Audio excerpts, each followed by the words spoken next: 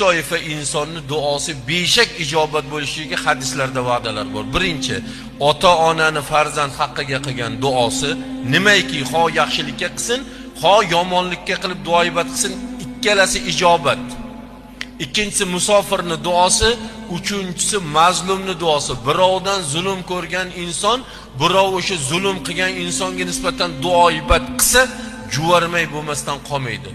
Yo'q qilmasdan qolmaydi bu duoibat. Ana shu uchta, lekin to'rtinchisi yo'q. Bizlarda yo'lda ham, cho'lda ham, masjidlarda ham haligi duo qiling, ishim yurishmayapti, duo qiling, ish boshlaganman, duo qiling, qarzdor bo'lib qoldim, bizlardan duo so'rashadi. Men aytamanki, ota-onang bormi ukam deyman.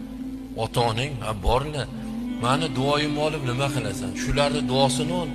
Bu yerda to'rtinchisi yo'q. Domalarning ham duosi ijobat bo'ladigan joy yo'q. Men shularga aytaman. Domilarga pul bersang duo qiladi. Ko'proq bersang 2 marta qiladi, 3-marta vobshe qilmaydi. Ota-onangga bersang ham qiladi, bermasang ham qilaveradi.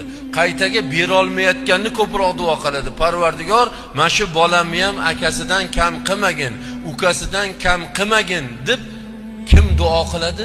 Ota-ona duo qiladi.